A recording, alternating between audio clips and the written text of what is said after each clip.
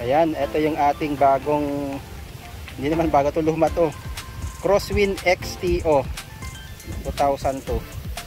Ayan, fresh na fresh ang color, gold color.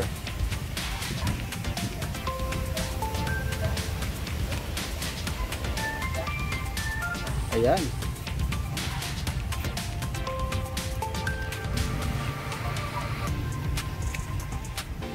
Ito yung ating gulong, bagong bago, all terrain tire. Ayan. Yosh. Yan, gumagana pa ang wiper dyan sa likod, pati yung kanyang third brake lamp.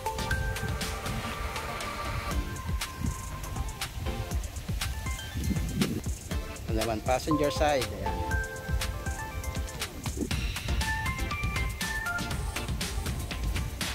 Ganda ng kulay pag nasisinagan ng araw. Ayan.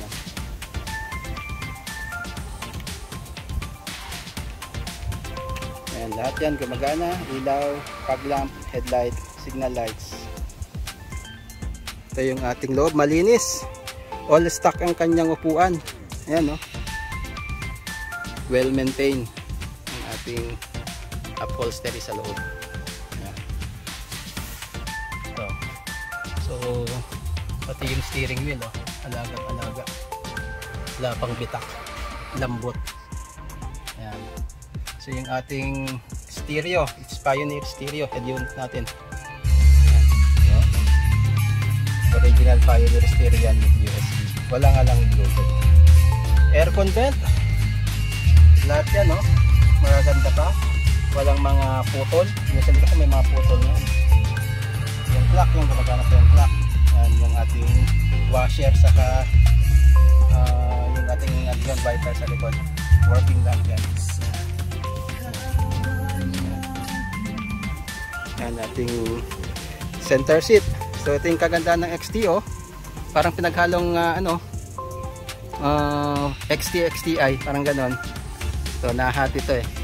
Sa XTI, di ba, nahati yung kanyang gitna, 2/3, 1/3, andun yung 2/3 na portion.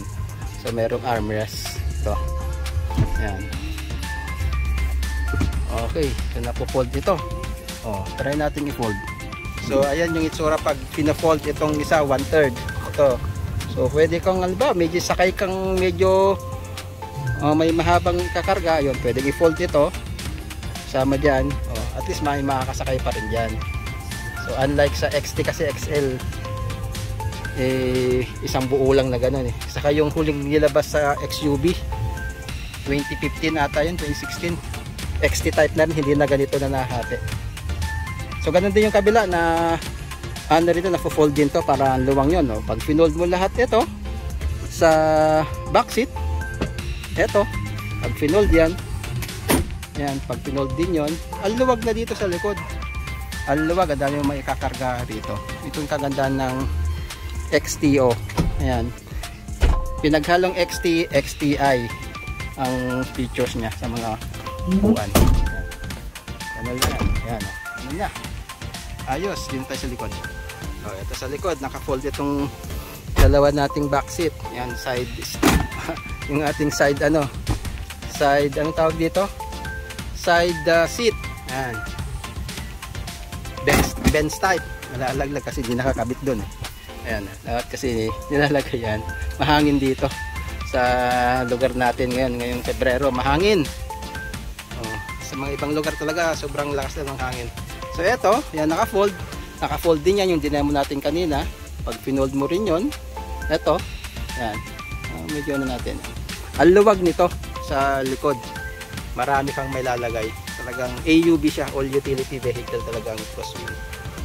Dito sa likod nga, pwede kang magsakay ng 2 adult tapos 6 na mga children, pwede yan. Gitna, ganun din, 5. Sa harapan, 3 na adult. So full adult nito, pwedeng sumakay 11 kasama driver. So parang 10 plus 1 yung driver. Pero pag may mga children ka dyan, mas marami pa. Yung nag-swimming nga nito, yung mga 15 ata itong sumakay dito. Hindi namin sa swimming ko nun. Ayan, malinis, well maintained. Ayan, oh. Walang bulok dito. Usually may mga nabubulok dito eh.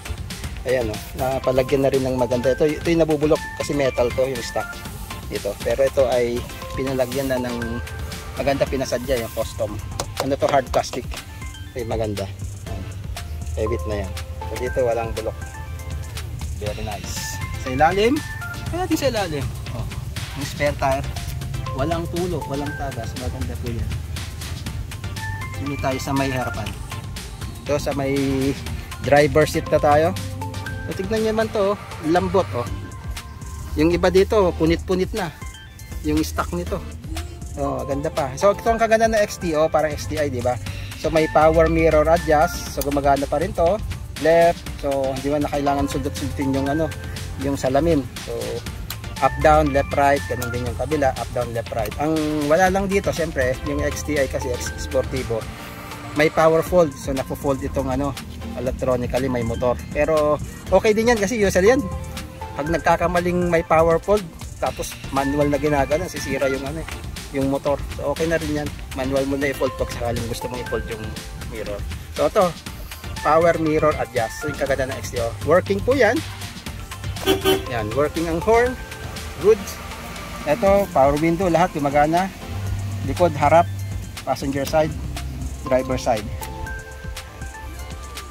With dashcam tayo. Ayan, may dashcam tayo, gumagana po. And meron na rin tayong nandun, RFID, easy trip, saka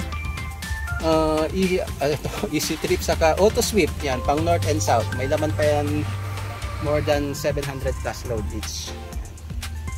Dito tayo sa engine. Buksan natin yung engine. So ito yung ating engine, the legendary 4JA1 engine. Ito ating makina. So wala pa tong ano, wala pa tong turbo. Ito, oh, kagandahan naman daw ng ng walang turbo ay lesser maintenance kasi wala kang lilinisan na ano dito, yung turbo mo, yung kuhol dito papunta rito. Kasi usually ito, yung air filter mo papunta muna sa turbo, tapos from turbo papunta dun sa manifold mo dito. So wala yung ganon. Pero syempre iba pa rin yung may turbo, nakadagdag power pag kailangan mo ng power.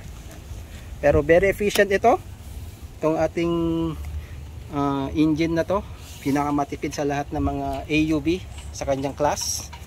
Ito ay tumatakbo pa ng 15 to 16 kilometers per liter highway driving.